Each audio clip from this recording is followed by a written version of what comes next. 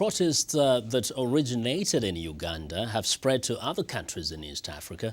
People across the region are protesting the unprecedented rise in food and fuel prices and calling on their governments to protect consumers from the high cost of living. VOA's Ndiho has more. Inflation rates are on the rise throughout East Africa. In Kenya, Uganda, Tanzania and Rwanda, the cost of food and fuel has sharply increased over the past few months. The high prices have triggered waves of street protests as people call on their leaders to help ease the cost of living.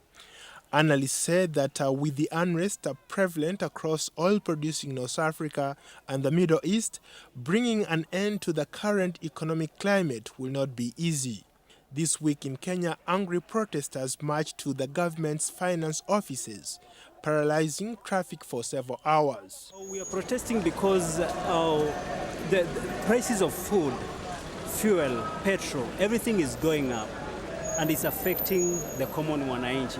We are saying let the government intervene, let the government come in between and subsidize what is happening so that Mwananchi can be able to live comfortably.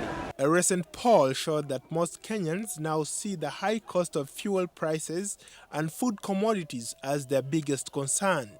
Taking a backseat was corruption and bribery, which had previously been the biggest worries. The survey by pollster Sonivet was released on the day after fuel prices in East Africa's largest economy rose by 8.5%.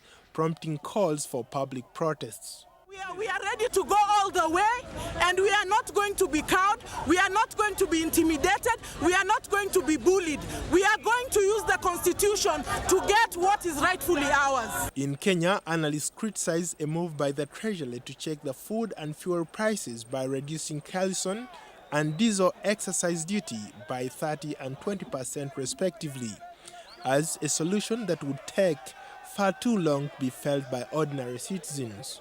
Ugandan economist Patrick Wakida says the current economic crisis is being felt worldwide and relief may not be near.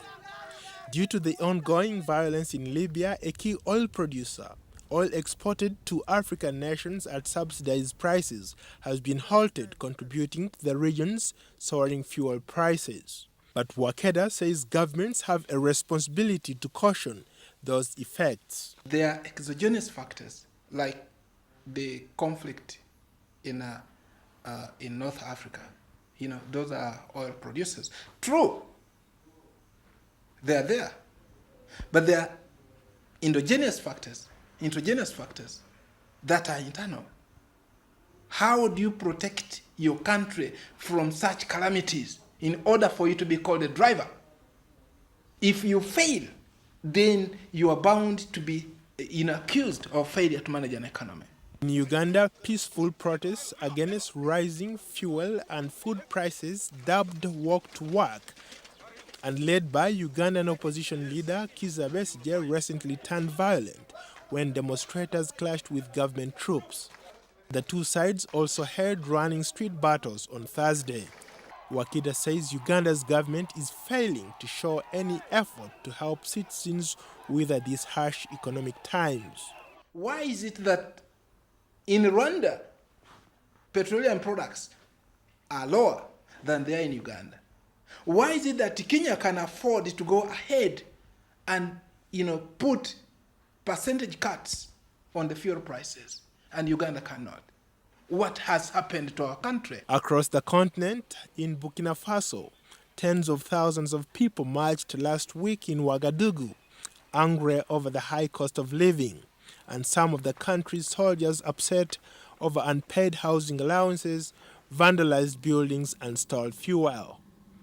Ndiho, VOA News.